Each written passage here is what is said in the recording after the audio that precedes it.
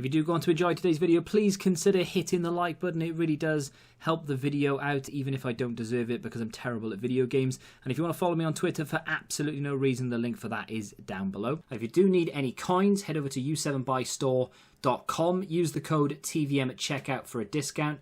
The link is in the description.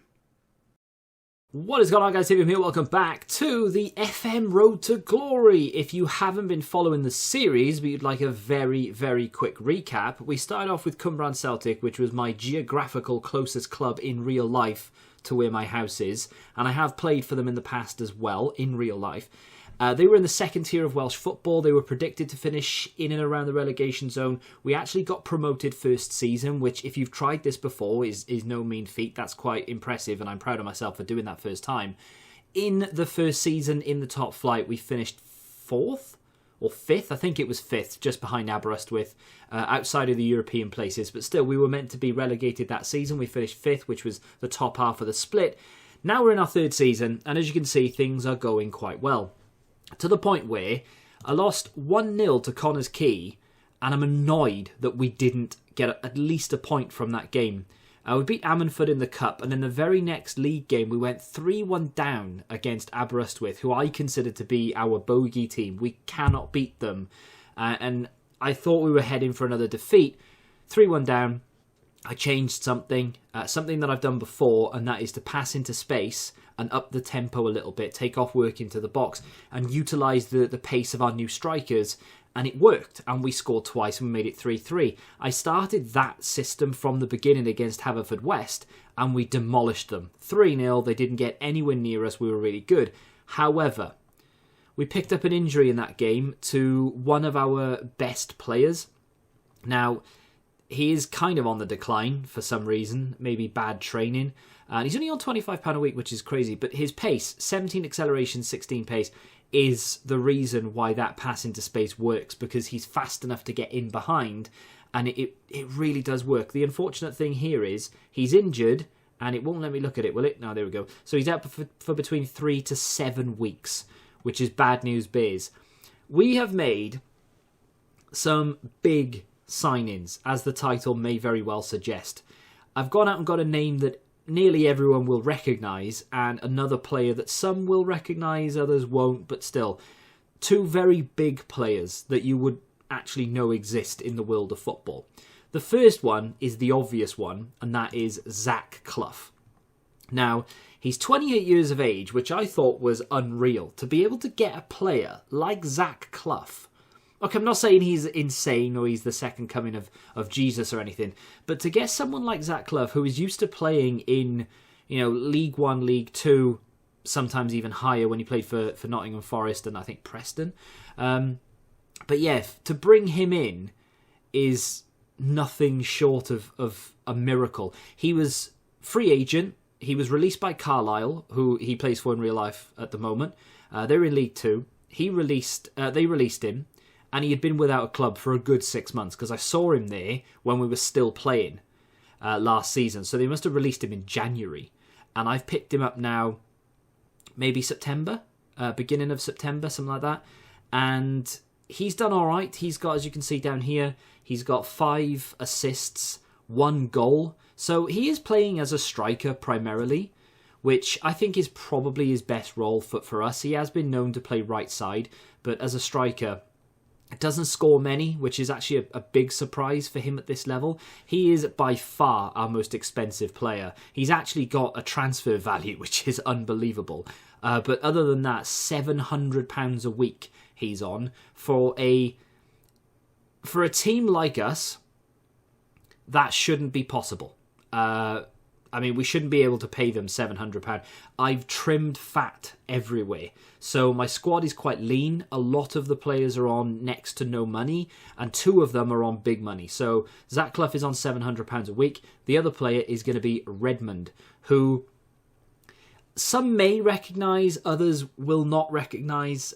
He actually, in real life, I think, still plays for TNS, which is obviously our main rival. So he was free. They released him in the summer. So he hadn't been... No, not in the summer. Yeah, no, in the summer. They released him in the summer. I think like 1st of July or something, or maybe the end of June, they just let him go. I tried to sign him once and we couldn't agree terms because I could not offer him enough money.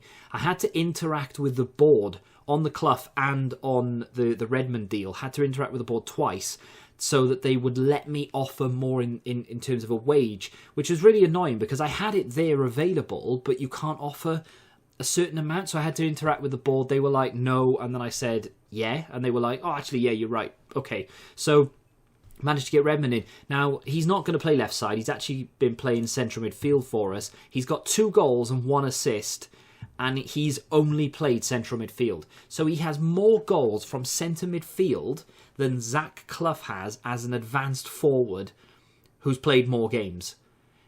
I don't get it. I don't understand it, but it is what it is. He's less finishing as well. It just doesn't make any sense. But those are our 2 big signings, £400 and £700. That is essentially half of our wage bill on 2 players. Now, I don't think I've signed anyone else since then. Just looking down the list and such. And no, I haven't. But as you can see, we've got rid of a fair few players. So I think Gallagher, Lucas Gallagher, one of the strikers we had, we bought him last season. He's gone. Solanke, the centre midfield player, he annoyed me because I can't remember why he annoyed me, actually. Kind of annoyed me that much. He came in and he moaned about something and I said something. It wasn't unreasonable, but he took it to mean like I hate him and I wish his family was dead. I didn't say anything like that, but he got really upset. And then in the end, I thought, you know what? Get out the club. So I released him. Don't care. And the other one is Mbom, if you remember, the Scot. Got him in from, I think, the second tier of... No, the Scottish Premier League. He was a youth player, and we managed to bring him in, and he was decent on paper. He was on £220 a week, which was a lot of money for us at the time, and he just didn't really perform. And he was the right side, but now Zach Clough can play right side. But obviously Hawthorne, who is our main starting right-sided player, he's been doing quite well. He's got 3 goals, 2 assists in 9 games, 3 sub-appearances. I didn't really feel the need to have him bomb there, so I thought I'll release the wage and try and get a better centre mid. And here we have Redmond. Now, Charlie Williams, who was our previous go-to central midfield player, got injured, and that's what prompted me to go and get a replacement. Now, the annoying thing here is he's injured, and he was injured for about 6 weeks. He's back in a week, maybe a little bit more with a little bit of like rehabilitation or whatever. So in 2 weeks' time, I'm going to have 2 players more than capable of playing in this role, and they're both on important. Yeah. So they are going to need game time between them, otherwise one of them is going to get annoyed. Now, Redmond is head and shoulders above Charlie Williams, but still, yeah, I'm going to have a bit of a problem. I thought about it at the time, and I thought, I'll worry about that when it comes to it. Now that it's come to it, I am in a bit of bother. The league table looks like this. After 10 games, we have a game in hand over Connors Quay, and we are still 2 points clear. We just lost to Connors Quay. No, we drew. We lost? We drew. We lost? We lost. Connors Quay were the team who beat us. Aberystwyth were the team we came back against. I couldn't remember which was which. I know we've already played Flint Town in this season, but TNS are up next. And I had to record now rather than wait an extra 20 minutes or so to get past the Flint game. So unfortunately, instead of seeing Swansea Uni, we're watching Flint again. But, you know, it is what it is. So up next is Flint. Then we move on to TNS, who have not had a very good start to the season at all. They've already lost 2 in 10. One of them was to us. So proving that we are very much capable of being up there. We've drawn 1, lost 1. We've only conceded 7, which is the second best defensive record in the league, and we have the best offense in the league. The problem now is that Jack Orford is injured. So if I go to the team meeting and then I go to team selection, we now have a decision. I'm guessing Winter Coles, who is right-footed. Zach Clough is right-footed as well. Do I have a left-footed player on the bench? No, he's literally right only. So, the only other left-footed striker that I had... Tom Meacham's still here, by the way. He moaned that he wanted first-team football. I said, I'm going to sell you. He said, no, I'm happy to sit on the bench. He's not even on any money anymore, so I don't know why he'd be happy to sit there. I think I'm going to switch Clough around and I'm going to start Winter Coles up front. I still can't get over that name. And I'm going to bring Tom Meachin onto the bench because you never, ever know. Now, Rhys McGrath said he wanted to play more games, so because it's against Flint, I will rest Hughes. And here we go. We're going to give a squad number to Tom Meachin, who hasn't played this season. Number 15. Fitting. I don't think he's going to be with us much longer, to be honest. I might just release him because he's not really doing anything. But then I suppose it's kind of like, if I do get another injury to a striker, I'm going to need yet another backup. So why wouldn't I just keep him? So players who aren't on any money, they're not really doing any harm, are they? So I might as well just keep them. We beat Flint first time round. I think, was it 3-1, 3-2? First game of the season. We were quite convincing. First 20 minutes or so in this game, we have done absolutely nothing. Redmond with a free kick, ball in, Green clears, Winter Coles chases it down. I've not looked at jobs recently, interestingly enough. Oh, Clough tries to dink that forward. It goes to absolutely no one. Godfrey brings it clear, smashes it clear, in fact. I've not looked at jobs, and the reason for that is I think I'm going to complete the season. Edwards through on goal. He scores a few. That is in. Winter Coles with his second goal of the season. It looked like it could have been a penalty. Edwards was taken down. To me, it looked like a good challenge, but I've seen them given.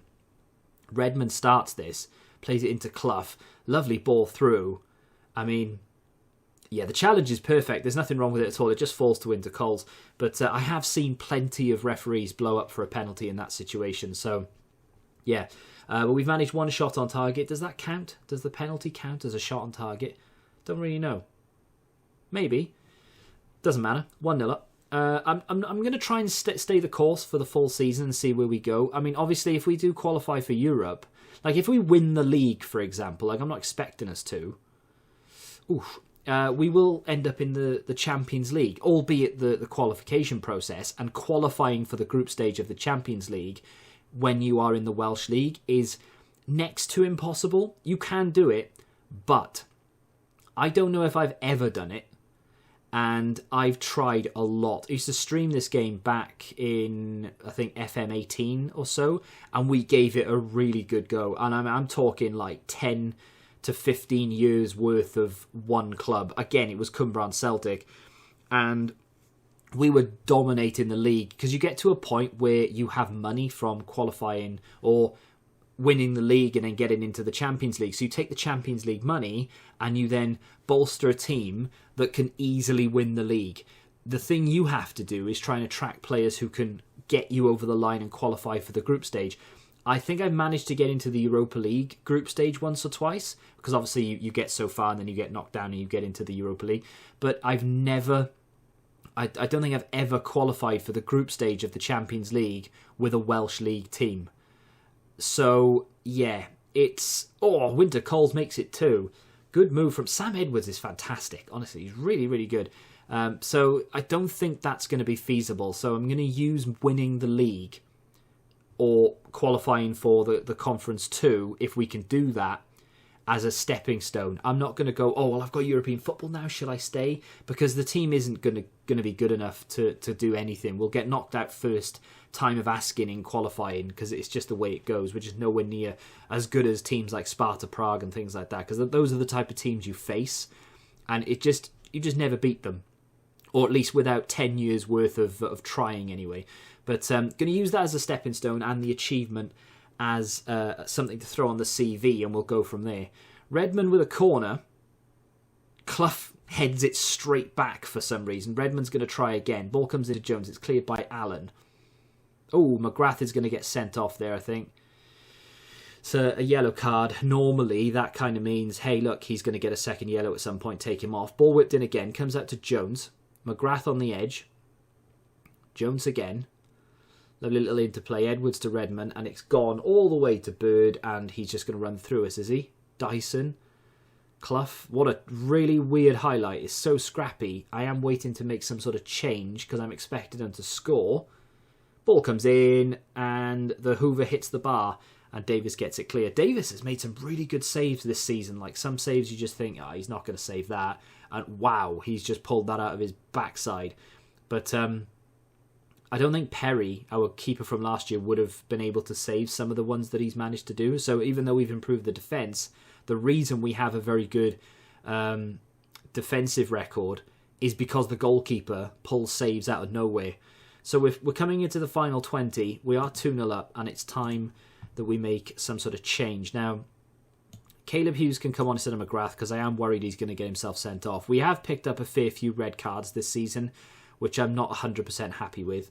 The other thing I'm going to do is take off the pass into space, put the work ball into box on again, and I may, you know, take Zach Clough off and bring Meechan on. I think I'm going to leave it there. Meechan's playing on his weak side as a pressing forward as opposed to an advanced forward, but he's just come on because I want to give him a game, not because I actually think he can make a difference. 10 minutes to go. Just a token substitution at this point. Just rest someone. Let's take Redmond off and we'll bring Reece on, who doesn't really play that much anymore. He's got good passing, but he doesn't really do much of anything else. So we'll do that and we'll go from there. And that should be game, set, match. Relatively bottom of the league. I mean, bottom but one, close enough. I think they're level on points with Swansea Uni. We've beaten them 2-0. Comfortable victory. They didn't really look like they were going to score. And we have extended that lead at the top. What is wrong with me? The lead at the top of the league to 5 points.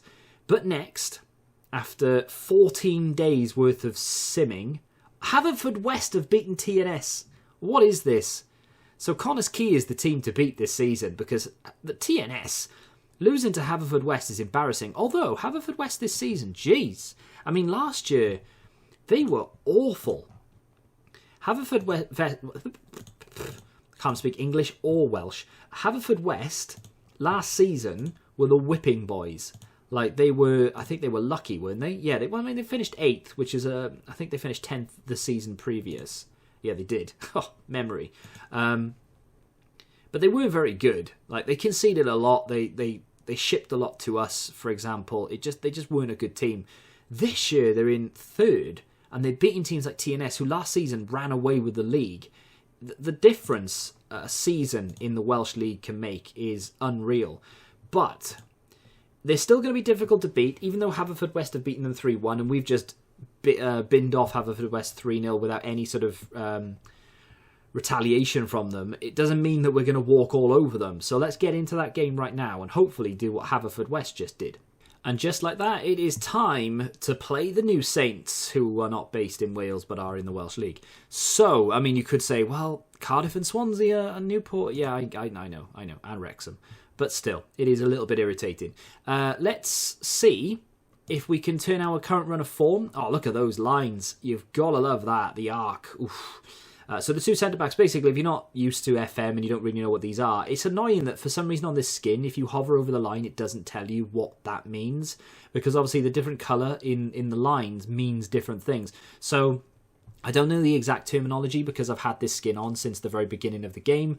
And I think I had it on last year as well, so I haven't actually seen the little explanations for a long time. But the orange means, dark orange means that they've just started playing well together and, you know, they're quite comfortable. The lighter the colour goes, essentially, the better they play together. So this is decent. This is perfect. You can't get better than this. And then that is, yeah, we're on our way. Kind of. You know, that's basically what it is. So I like it. And in the last game, I think we played well. And I think we may look to do the same again. I don't know whether these players are quick enough. 13 acceleration, and Zach Clough has 12 acceleration. I don't know if playing the ball into space is actually going to be a good idea against TNS, but I'm going to do it anyway. Jack Orford is the reason I like playing the ball into space because of how quick he is. Like 15 on him is actually pretty good, and I tell you what, I'm actually going to start Taylor Clark instead of Winter Coles because of that extra pace, even though Winter Coles is in form and has done better. Caleb Hughes is going to come in for McGrath, despite the fact that McGrath has just moaned at me for the lack of first-team football. So undoubtedly, because I've dropped him just for one game, he will now cry and come at me and be unbelievably unprofessional. Do I recognise anyone there? Ryan Brobble, I recognise him. Dylan Thompson. Josh Andrews, I think I know who he is. Ryan Austin, I know. And I think that might be it. But Ryan Brobble is like 49 years of age or something stupid. No, he's not quite that old, but he's been there since the dawn of time. He is now in the centre of midfield. When I was at... No, I wasn't at TNS. I signed him for Cumbrae Celtic in like FM18. And he used to play like right wing for me or something. But he's centre midfield here. Oh, I was just about to encourage, but we have a highlight. And it is going to be the Celtic of the Welsh League. Brobble plays a ball in, and that's why I played him right wing. Josh Andrews scores from a Ryan Brobble cross. Now I can encourage because we are 1-0 down to TNS. And this is always the case. Now, I'm not saying that this shouldn't be the case, but it is always the case. If a team like TNS, like Celtic, like Man City, are playing awful in the league, and they're mid-table, and they actually look like they could slip down even further. They're just losing against everyone, right?